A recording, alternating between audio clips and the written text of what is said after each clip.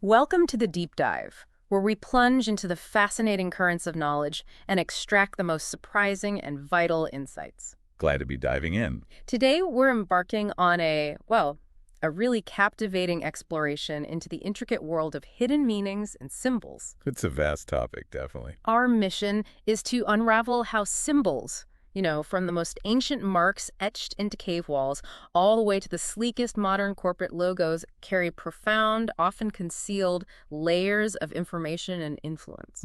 Influence is a key word there. We're going to analyze their origins, understand their enduring significance, trace their wide-ranging impact, observe their evolution over time, and discover their surprising practical relevance in your daily life. Exactly, because they are relevant every single day. You'll find that these seemingly simple visual elements often hold complex narratives and profound insights, shaping our understanding without ever explicitly stating their message. That's exactly right. We're talking about this silent language, isn't it? The one that's been shaping human thought and interaction for, millennia. It really is remarkable how a single image can just condense so much history, belief, purpose Into a single glance. Yeah. To truly appreciate this, I think we need to begin right at the very beginning. Explore the deep origins of these hidden meanings. Okay, let's unpack this then. Our journey starts way back, right? In the distant past, reaching back to around 40,000 BCE. That's the time frame, yes, when we find the very first known symbols. And these aren't just like decorative marks, are they? We're talking about European and Indonesian cave paintings. Right. And the thinking is they were likely intended to convey complex stories, maybe core beliefs, or even, practical information. Practical? Like what kind of practical? Well, imagine them as early forms of communal communication, perhaps sharing details about celestial events, maybe tracking animal migrations, or even mapping out prime hunting grounds. Huh.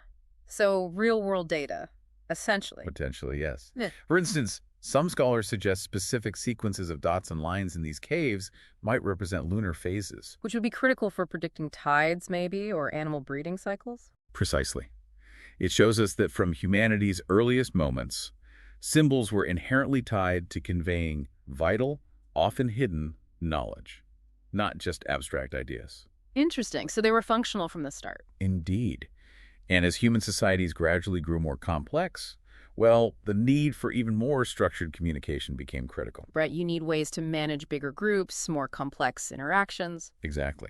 This led to the emergence of pictograms and ideograms, roughly between, say, 9,000, 3,000 BCE. And where was this happening? In those cradle of civilization regions like Mesopotamia. These early etchings on clay tablets weren't just random marks. They served as the fundamental precursors to formal writing systems. Ah, okay. So the very beginnings of writing as we know it. Pretty much. Yeah. Primarily they were used for administrative tasks, things like recording harvests or managing livestock. Or keeping track of stuff. And facilitating trade, yeah. Essentially acting as ancient ledgers. So in a way, these early symbols were like a foundational form of social media. That's a great way to put it, actually. They allowed people to share complex information and cultural narratives across vast distances and through generations. Creating a kind of collective memory. Exactly, a collective memory that transcended individual lifespans. Powerful stuff. It's fascinating how we move from these practical early forms of communication into something much deeper, much more mystical. Yes, that transition is key.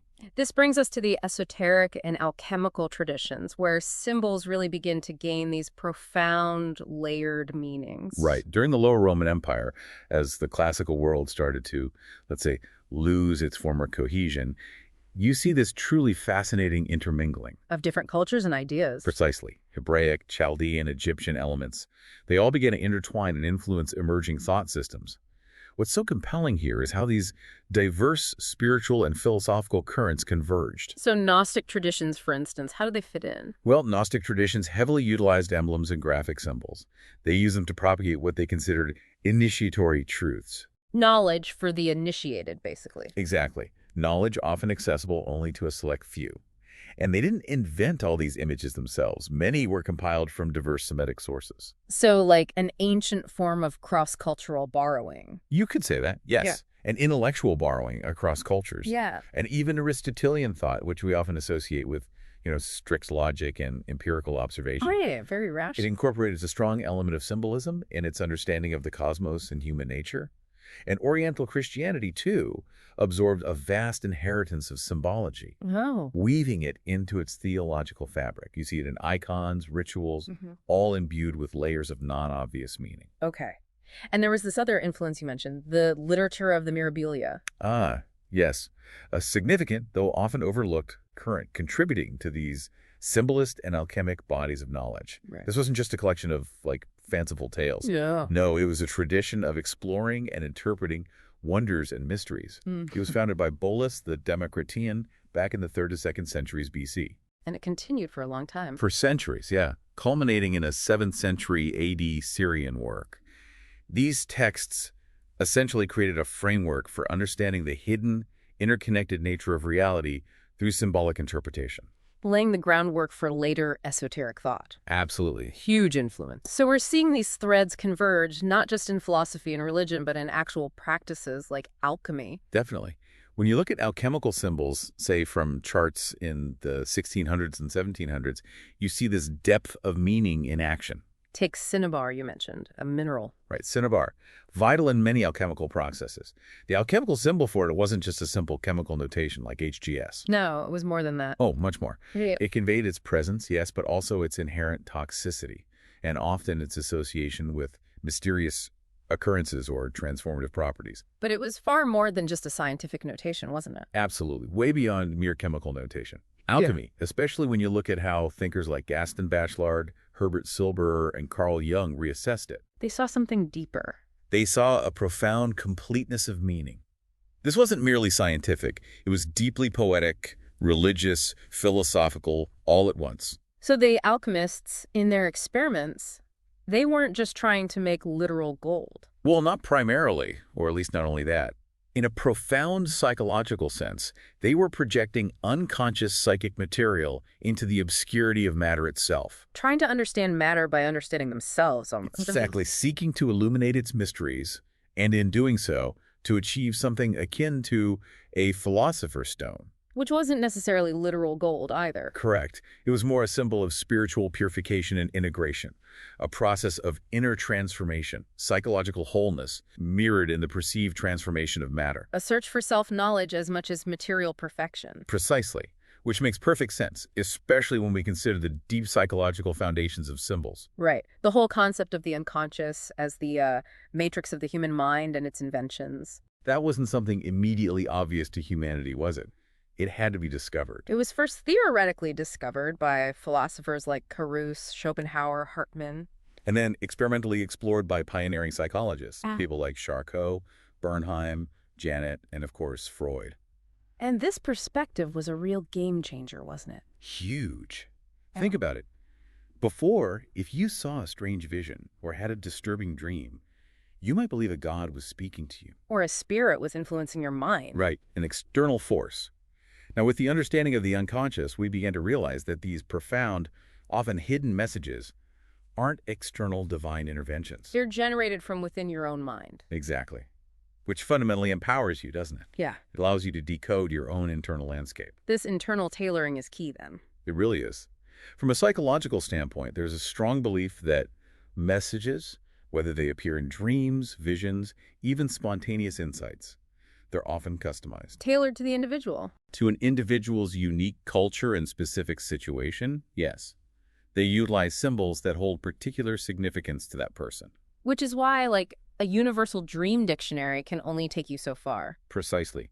The true hidden meaning genuinely depends on what the symbol means and the context of your personal history, your associations, your subconscious. And here's where it really gets fascinating. Jung's concept of archetypes. Ah, yes. Jung. He proposed that certain symbols are universal. Universal across all cultures. Possessing remarkable constancy and efficiency across all human cultures and throughout history.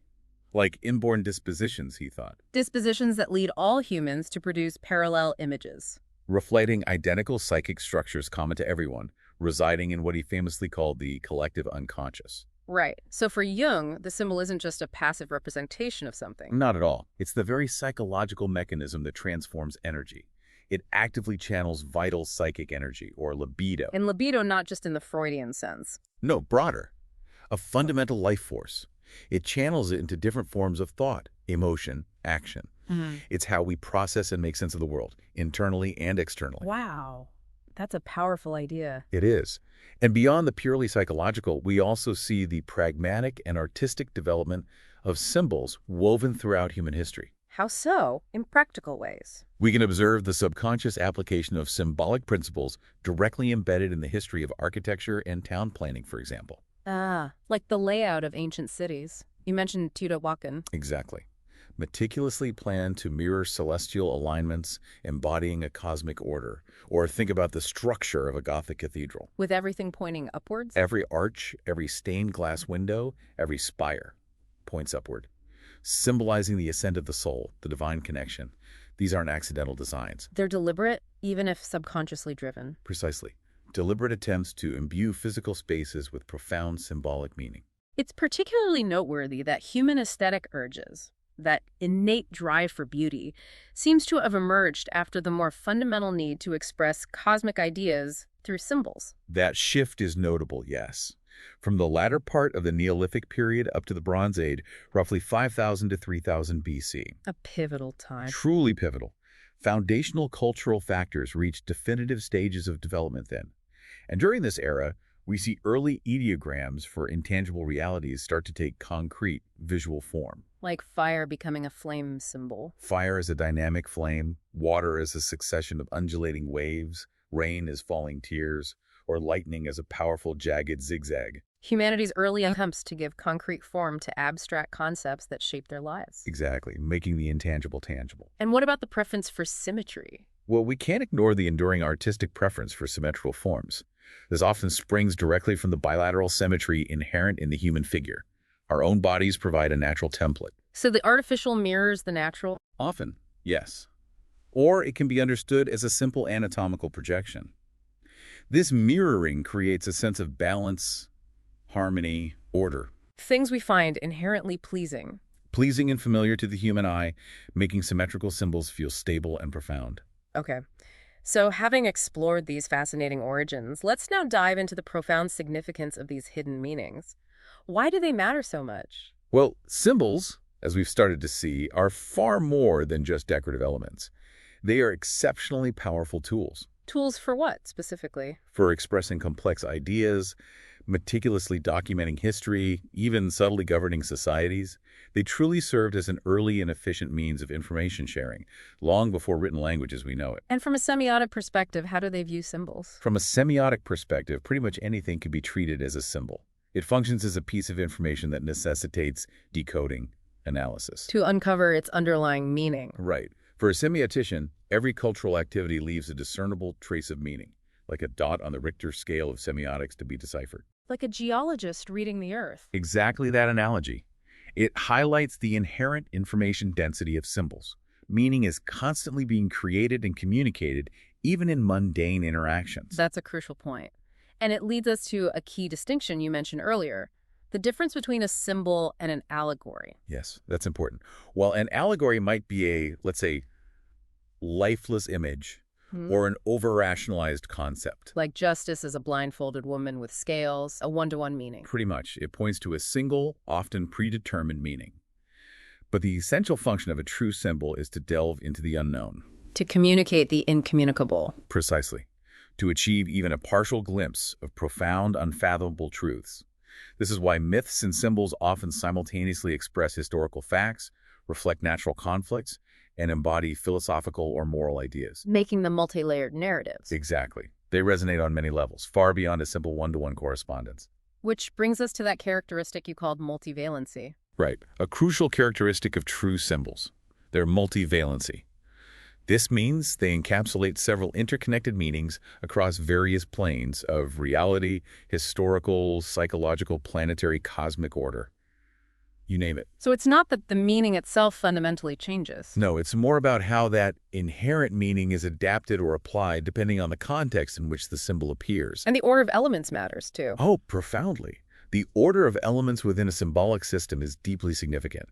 It often implies hierarchical precedence or relative position in space. Like in alchemy, with the animals. Yes, in alchemical charts, animals like the phoenix, unicorn, lion, dragon, Yeah. often arranged in a specific descending order. To symbolize stages of transformation. Stages of chemical or spiritual transformation, yes. Yeah. Similarly, in heraldry, the precise balancing figures and their positions weren't arbitrary. They signify concepts like justice or order. Justice, order, or the specific virtues of a noble house. Everything had its place and its reason. Let's delve into some specific examples from the material to really grasp this multivalency. Take the caduceus, the wand with 2 serpents and wings, often linked with medicine. Right, though its connection to medicine is actually a bit complicated, often confused with the rod of Asclepius. Yeah. But the caduceus itself is remarkably complex. Okay, so what are the layers? The wand itself signifies power or authority. The 2 intertwining snakes often represent wisdom or perhaps duality like healing and poison. And the wings? Diligence, swiftness. A wing helmet, sometimes accompanying it, suggests lofty thoughts or divine inspiration, like Mercury or Hermes. But it goes deeper into the elements. It does. It can also signify the integration of the 4 classical elements. The wand is earth, the wings is air, and the serpents, with their fluid movement, representing fire and water. So it's not just a medical emblem, it's a whole cosmic diagram. Pretty much, yeah. Or consider the chariot, a symbol found in many traditions, from ancient Egypt to tarot cards. Representing the human being itself? Yes, but with profound internal distinctions. The charioteer symbolizes the self, the conscious mind, the ego, the one attempting to steer. And the chariot. The chariot represents the human body and also our transient thoughts, the vehicle, and its, well, contents. And the horse is pulling it. They embody the raw life force, the primal drives, the energies, often depicted as different colors, pulling in different directions. Difficult to control. Very. And the reins denote intelligence and willpower, the faculties through which the charioteer attempts to control those powerful forces. It's a complete system representing human existence, isn't it? The inner struggle for self-mastery. Exactly. Control over one's own faculties. And then there's the dragon. A truly formidable symbol appears everywhere. Almost universal, yes. It embodies cosmic forces, often on the verge of chaos, signifying immense strength, incredible speed. And it means different things in different places. Very much so. In esoteric Chinese thought, different colored dragons are linked to planets, zodiac signs. Yeah. A red dragon might guard higher knowledge. A white dragon is lunar, tied to intuition. But in the West, it's often darker. Often, yes, representing something terrible to overcome, maybe a dark mother image, or just plain evil. Yet, paradoxically, in Hermetic doctrine, It can be something else entirely. it can be universal solvent, signifying dissolution, or the chaotic prime matter from which all things emerge. Its multivalency is just astounding. Wow. Okay, what about the egg? Seems simpler, but probably isn't. The egg, too, holds deep universal meaning. Across countless cultures, it's an emblem of immortality, boundless potentiality. The seed of generation, the mystery of life. Exactly. In alchemy, it served as a hermetically sealed container, the vase hermeticum, for both matter and thought, reflecting the controlled environment needed for transformation. And this led to the egg of the world. Yes, a cosmic symbol found across traditions, Yeah. representing hidden things actively existing within a closed, fertile form. The Egyptians saw it as an analogy for the occult, life waiting to burst forth from the unseen. Fascinating. And the knight, not just a soldier. Oh, far from it, especially in medieval traditions. Knighthood, beyond its martial aspects, is understood as a profound pedagogy, a teaching system, Aimed at transforming the person. at the transmutation of natural man into spiritual man. The knight's journey, the physical exertion, the training, the ascetic denial, it's seen as leading to the inversion of the world of desire, a spiritual quest. And the colors mattered. Hugely significant in medieval tales. Black often meant sin, expiation, rebirth, and seclusion. White stood for innocence, illumination. Red for passion, sacrifice, sublimation. And gold for ultimate glorification, spiritual perfection. A whole coded language in just the colors. Absolutely. And we can't overlook the mandala. Often seen in Buddhist and Hindu traditions, right? Yes.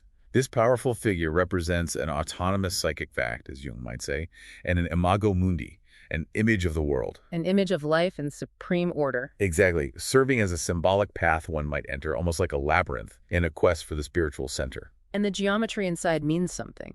Different geometric arrangements often correspond to elements, cardinal points, stages of spiritual development.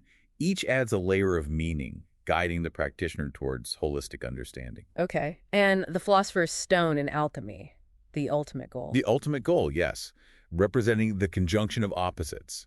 Again, not just about making gold. It signifies integration. The profound integration of the conscious self with the feminine or unconscious side, a reconciliation of all dichotomies.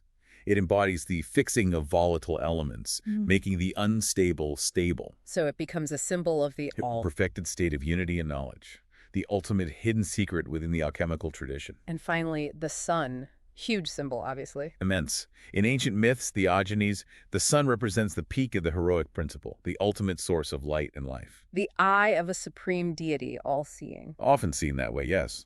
A symbol of divine consciousness.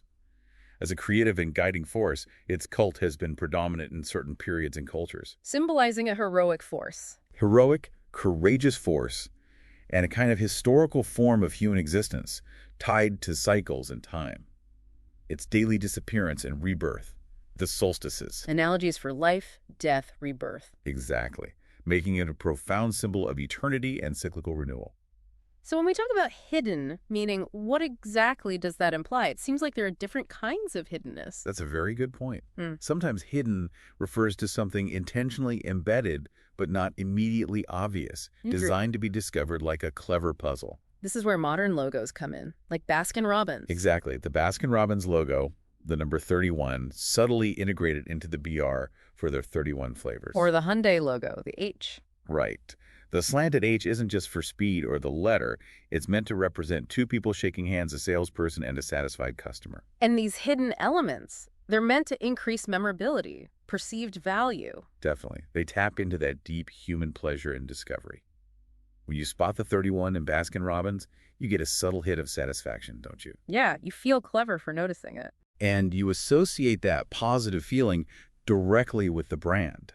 It transforms passive viewing into active engagement, making the brand stick in your mind much more powerfully. Okay, so that's one kind of hidden, intentional, discoverable. Right. Deliberate concealment for commercial impact, designed for the conscious mind to eventually discover. But in other contexts, hidden meaning delves into deeper layers, subconscious, mystical. Layers that emerge through interpretation within specific framework. Exactly. These aren't puzzles to be solved in the same way. They reflect an individual's psychology, universal archetypes, perhaps profound cosmic truths, like we discussed with Jung. Meanings that aren't meant to be explicitly stated. Right. Their power often lies precisely in their implicit, deeply resonant nature. They speak to a different part of us. This raises that big question again. Why do we see similar symbols or myths across distant, apparently unconnected cultures? Yes, the ongoing debate. Are they common naturalistic origins? Like the swastika shape maybe being linked to a comet? Sure. Or flood myths from actual floods? Possibly. Or is it cultural diffusion from a common source? Parallel flood myths sharing very specific, intricate narratives. Like the details. Build a boat, save animals, release a bird. Exactly. Those specific details found continents apart strongly suggest a common ancestral narrative that diffused across populations over millennia. It's hard to explain that by coincidence alone. So it's rarely as simple either. It seems to be a fascinating interplay. The pyramid shape, for instance, that can often be explained pragmatically, right? As just a stable way to build tall structures with stone. Exactly. An efficient engineering solution given the materials and tools. But when you encounter multiple, highly specific, symbolic, and mythological commonalities. Not just a shape, but the stories attached. Right. Between geographically disparate cultures, it certainly strengthens the case for a common source or deep ancestral connection that diffused across ancient human networks. Prompting us to consider if some symbols are innate or echoes of a connected human past. Precisely. Are they born from our shared neurology, or are they whispers from a shared history? It's a deep question. Shifting gears slightly, let's explore the far-reaching impact of these hidden meanings. How do they shape us? Starting with culture and identity. Well, cultural symbols are absolutely fundamental in fostering community cohesion.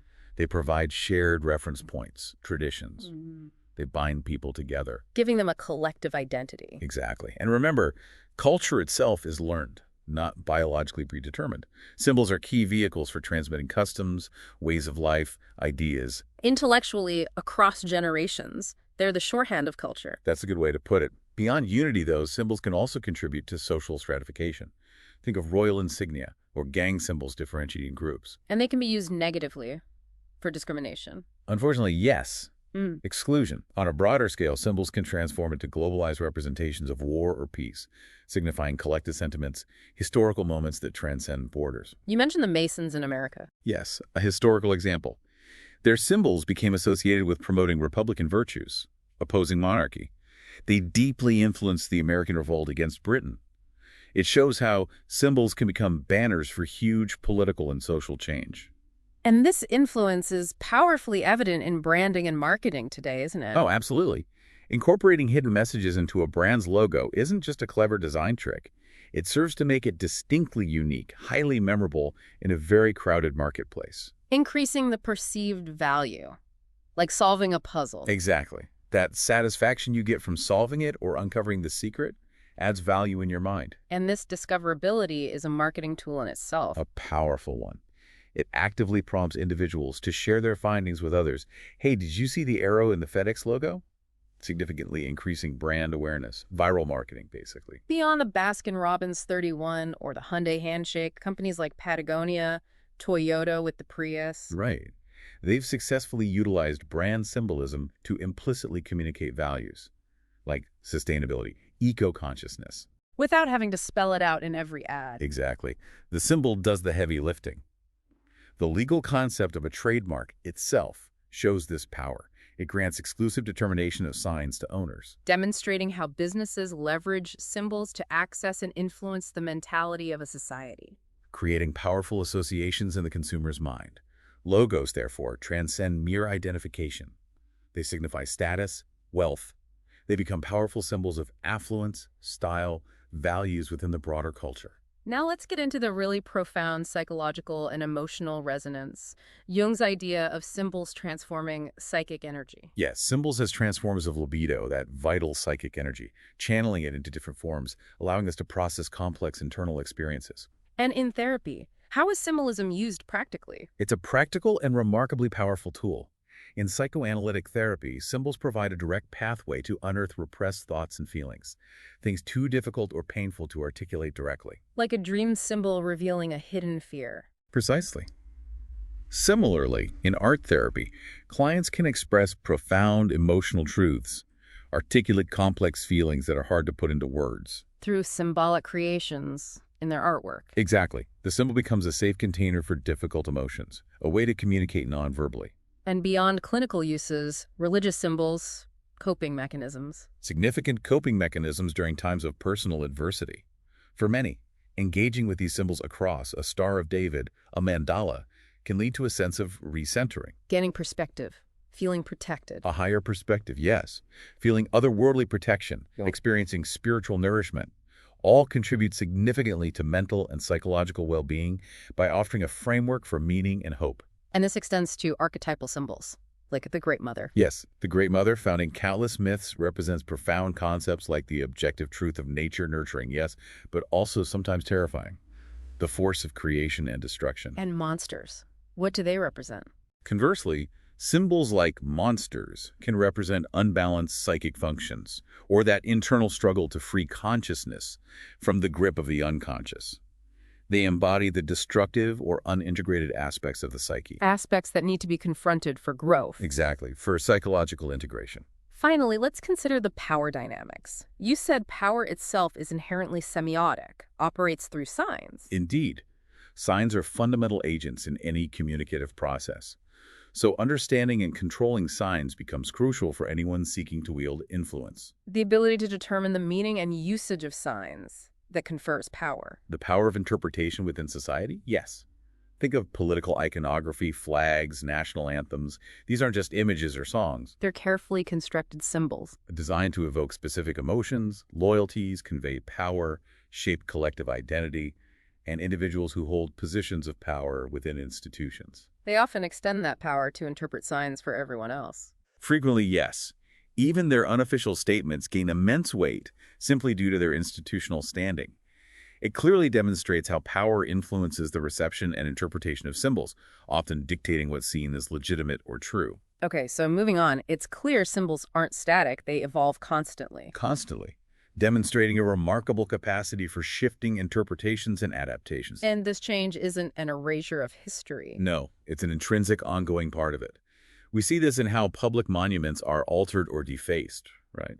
Reflecting evolving cultural values, a reinterpretation of history in real time. Let's look at the pentagram again. Its meaning has shifted dramatically.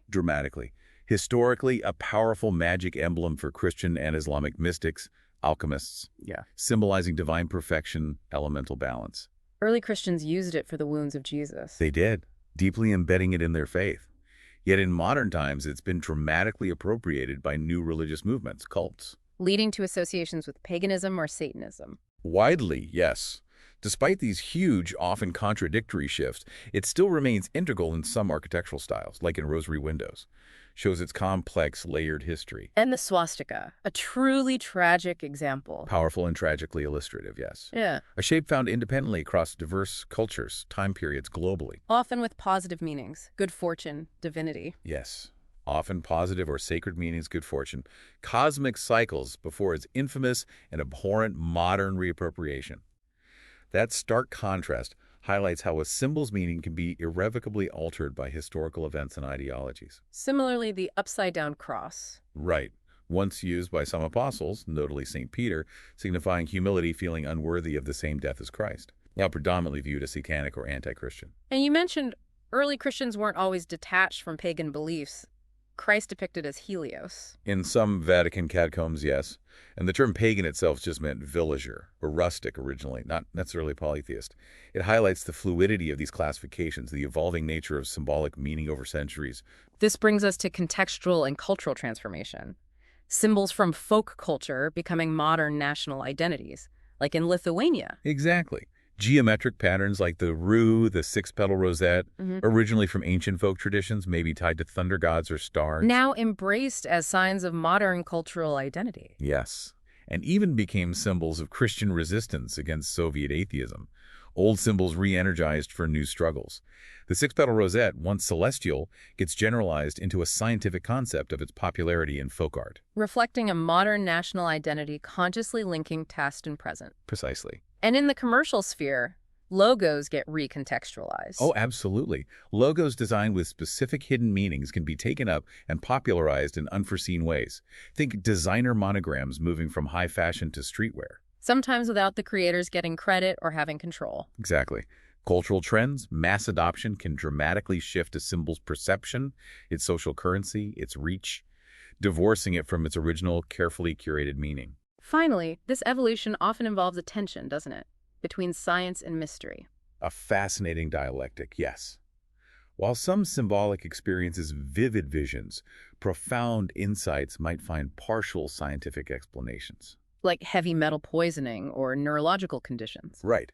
There's still often a natural inclination to preserve a degree of the unknown, to resist reducing everything purely to scientific terms. We seem to want some mystery to remain. And this tension also plays out in that debate about recurring symbols across cultures. Diffusion versus independent invention. Exactly. It fuels that ongoing debate. While some commonalities, simple shapes, maybe the swastika could be attributed to natural phenomena or basic human artistic tendencies. Others, like those highly specific flood myths. With identical narrative intricacies found continents apart, they strongly suggest a common ancestral narrative that diffused. The debate continues, preventing a simple, definitive explanation. Which preserves a certain mystery around these ubiquitous signs. So all of this deep dive brings us to the practical relevance today. How does understanding this help us? Well, firstly, understanding hidden meanings lets you decode messages embedded in the ubiquitous logos and branding you see daily. Turning passive consumption into an engaging puzzle. Exactly. Enhancing memorability, appreciation for clever design you might have missed. And these implicit communications are everywhere. Across virtually all industries, influencing you constantly. Luxury goods, signaling status, brands like Patagonia or Toyota, implicitly conveying values like sustainability, reliability. All working subtly, often without conscious awareness. That's the key, often subconscious influence. And beyond the commercial, the therapeutic value, healing and self-understanding. Invaluable tools. Psychoanalysis uses them to unearth repressed thoughts. Art therapy uses symbolic creation for nonverbal expression of deep emotional truths. Articulating feelings that are hard to put into words. Exactly. And religious symbols as coping mechanisms. As we touched on, yes. Offering significant coping mechanisms during personal adversity, leading to recentering, perspective, feelings of protection, spiritual nourishment, All contributing to psychological well-being by providing meaning and solace. demonstrating the deep practical impact symbols have on individual lives, helping us navigate the human condition. Ultimately, then, recognizing this dynamic, shifting nature of symbols cultivates critical thinking. A crucial skill, yes. It encourages you to question how messages are conveyed, interpreted, potentially manipulated in politics, advertising, social media, everywhere. Highlighting the absolute importance of context. Paramount importance. Yeah. Compelling you to move beyond surface assumptions. Consider the diverse historical, cultural, psychological layers to grasp the full significance. Enabling a deeper, more nuanced understanding of the world and the hidden influences at play. Exactly. Well, we've journeyed through this subtle yet incredibly powerful world of symbols. We've observed how these visual keys aren't static images, but dynamic entities with layered, often concealed meanings. They evolve, they influence, they resonate on so many levels. From ancient beliefs etched in cave paintings to sophisticated modern branding strategies. From the depths of personal psychology to the intricate structures of societal power, they're everywhere. So as you move through your world, maybe consider this. How do the hidden meanings we perceive, whether it's in the art we encounter, the advertisements that surround us, or even the narratives within our own dreams? How do they shape not just our understanding of external realities, but also our deepest internal narratives, the very framework of our perception? What unspoken truths are being conveyed to you right now, just beneath the surface?